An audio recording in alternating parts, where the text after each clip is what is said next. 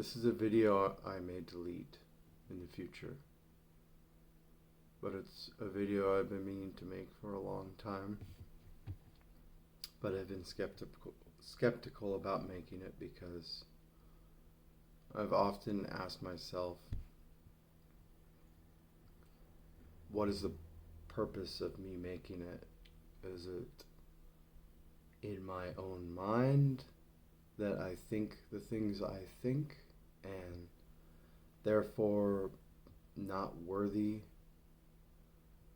and a delusion of sorts? And most of these thoughts surrounding this video are attributed to me understanding what it means to live and to die, and I guess grappling with that feeling in my life of my mortality. For, I would say, about maybe 5 years, maybe more, I've seriously considered wanting to be gone from this earth. And it has not always been during a depressive or negatively suicidal state. It has sometimes been that. And in those times, it is very clear to me that I have wanted to escape my pain and my torment, and my feeling of being trapped in this world, and that my spirit endures so much more beyond what I'm capable of achieving in this life. But there have been times where I have been in a state of, I would say, semi-bliss, where everything is going okay and good and right. But I still come back to the idea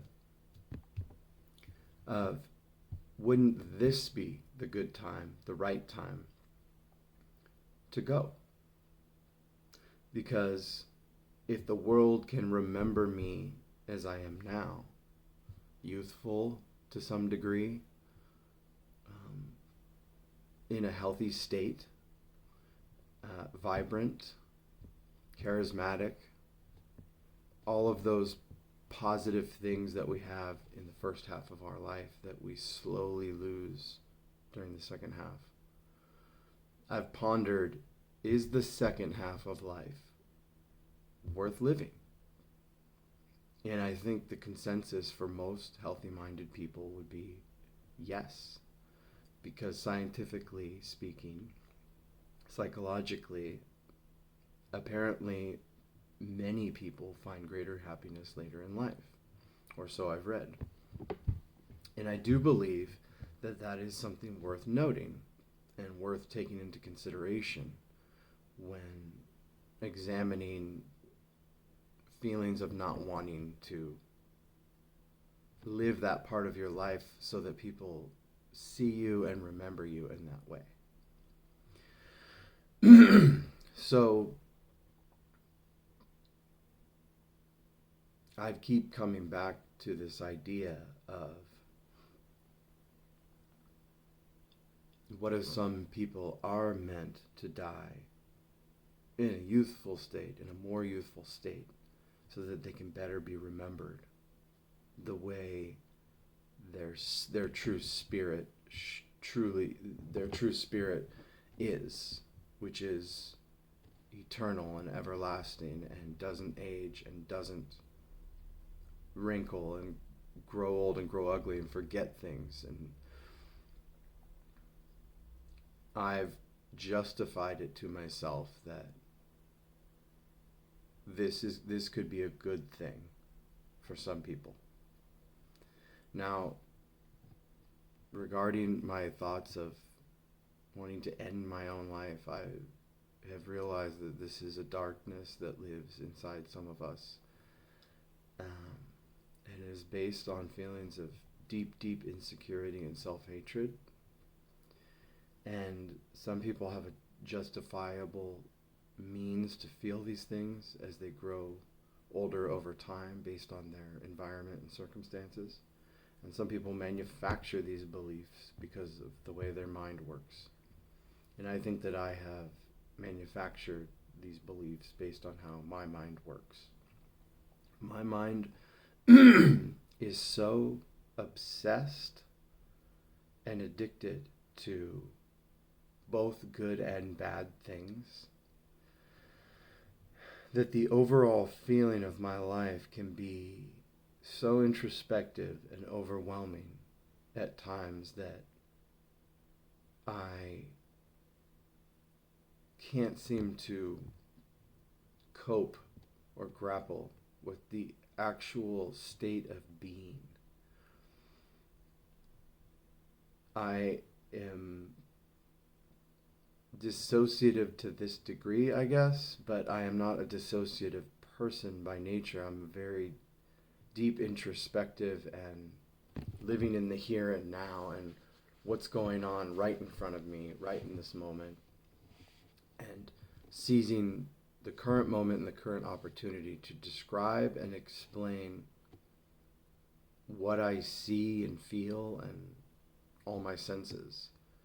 And I understand that I'm different than other people sometimes in this way because we use ignorance as a tool to cope with our state of being in this world when things don't go the way we planned, or we aren't rewarded in the ways that we want, or when we're trying to achieve something and we fall short. We use ignorance as a tool to shield us from pain. And I have seen that for a long time. I would say ever since I got sober in my early 20s, I have seen ignorance being used as a tool by people to shield themselves from pain.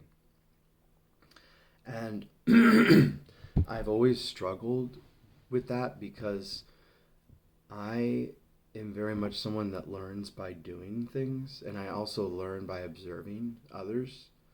And when I observe my society and my tribe, as you would call it, using that as a tool, to me it's expressing that maybe I should try out using ignorance as a tool to shield myself from my pain.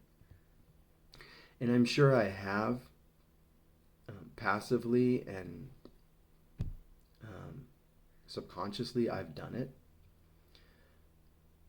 But when I come back to the idea that I'm actively seeking to use ignorance as a tool to shield myself, then I realize that I've latched on to the idea that it's possible and that I can do it. And it feels manipulative to self, and it feels disgraceful to my creator to not be fully and truly honest with myself about what I'm feeling, when I'm feeling it, no matter how continuous the pain or the inability to cope with a physical state of being is. I feel that being honest about these things at all times, even if it's a conscious, meditative acknowledgement, is imperative. But I understand why people don't do it and won't do it, because it's too painful of a place to go, and we have to steer the wheel in the other direction to save ourselves from going off an emotional cliff. So that being said,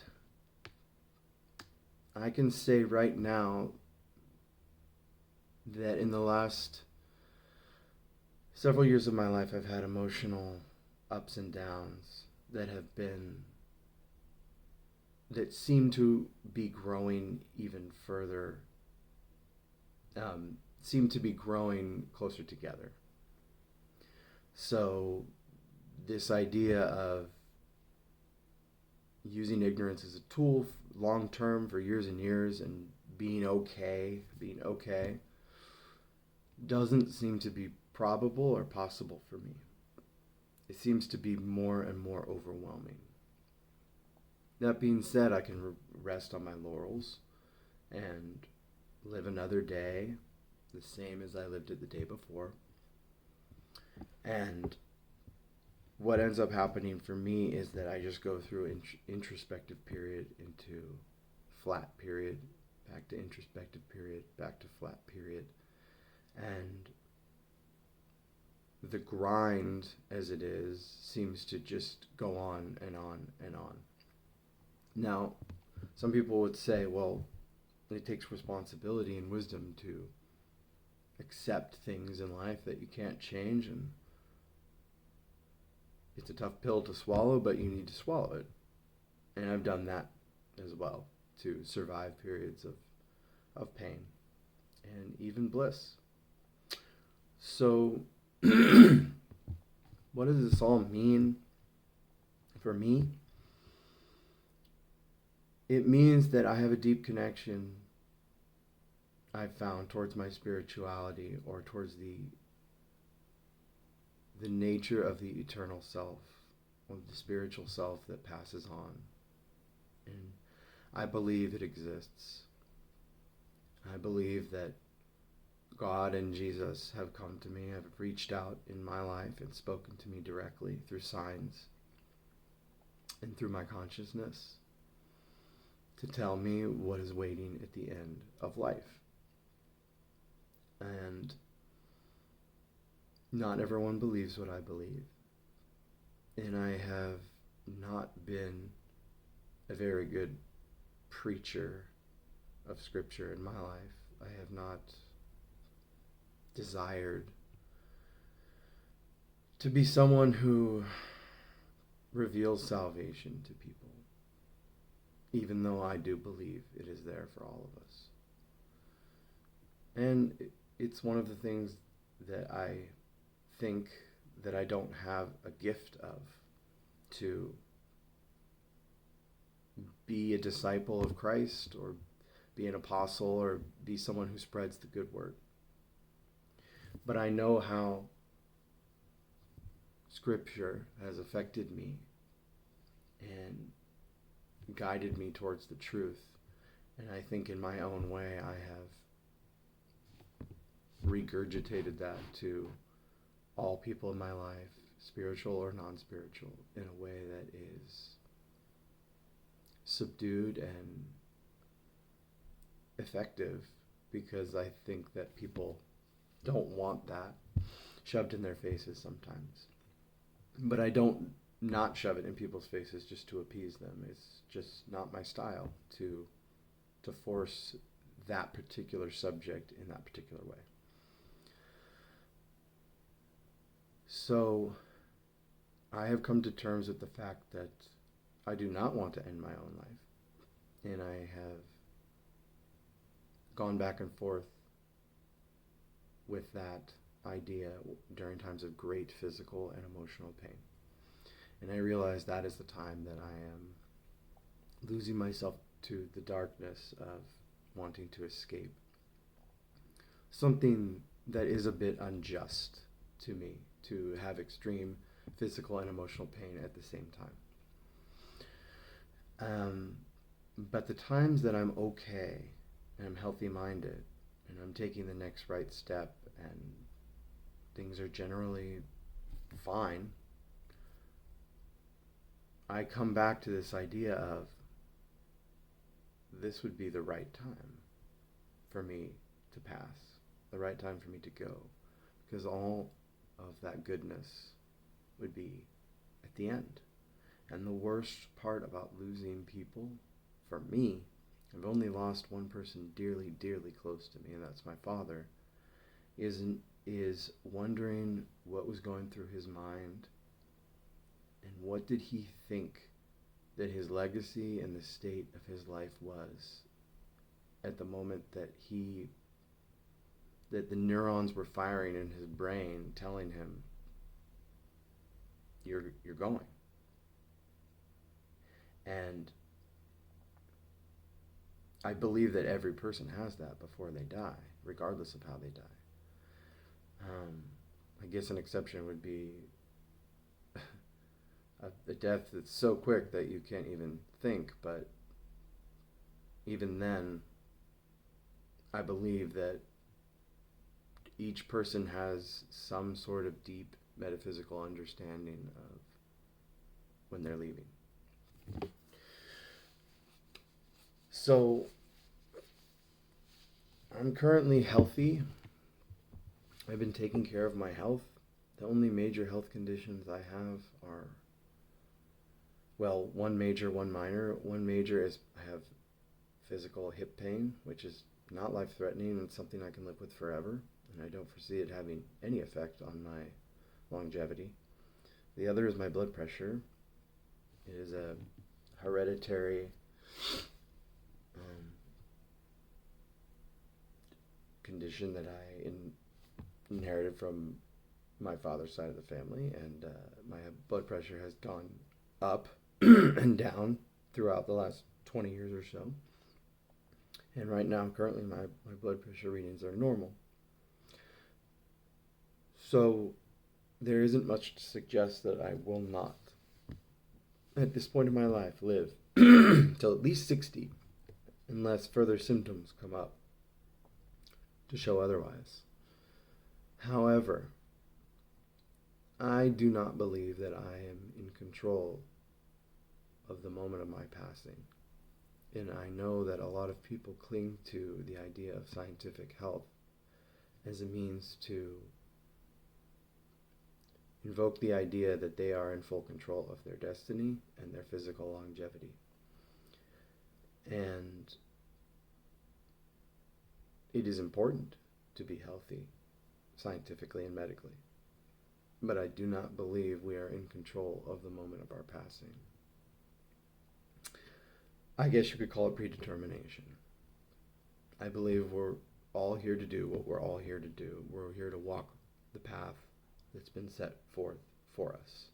But I do feel we have choice. I feel like choice is not eradicated because of my belief in fate. I believe that all of the various choices I make to supposedly change my fate according to my consciousness is all part of the eventuality of the fate that I walk, which is my changing of my choices. So I don't believe you can trick fate. I believe that by trying to trick fate, you are walking into the hands of fate.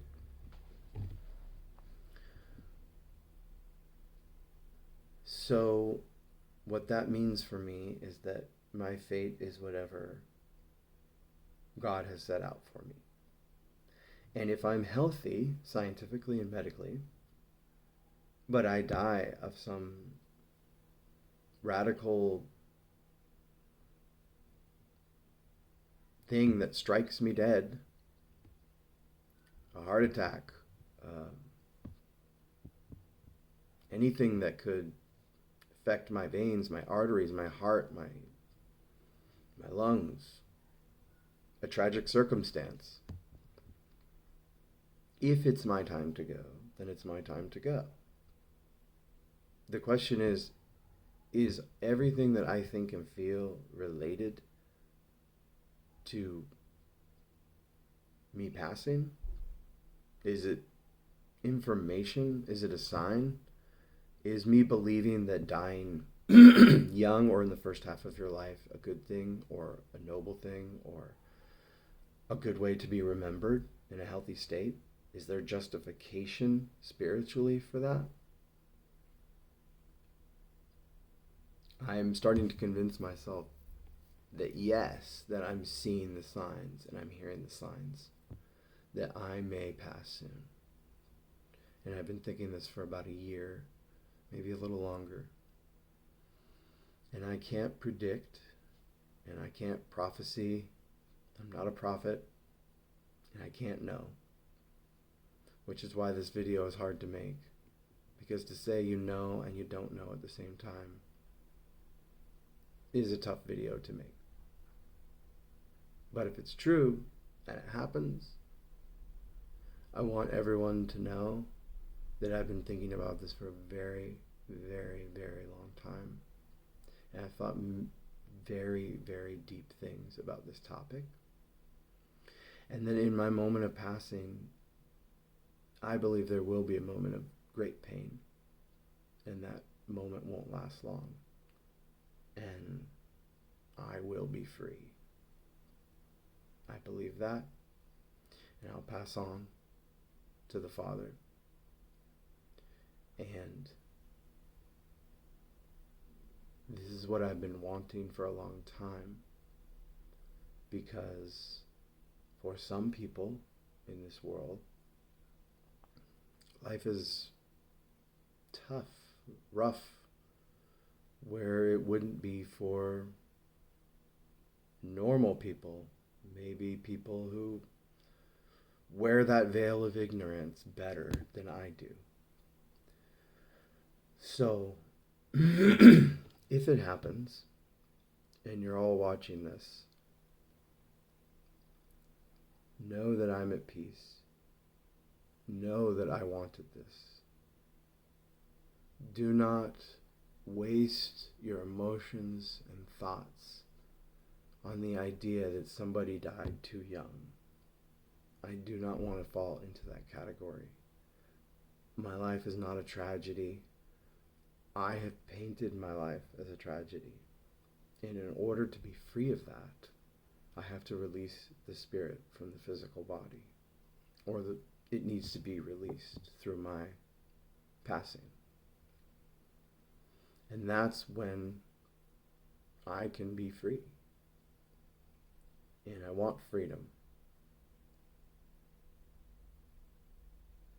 And it's been hard for me at times to express a great amount of love towards people that I do dearly, dearly care about. And what I will say is, please know that even in the silence of my thoughts, you've all been there.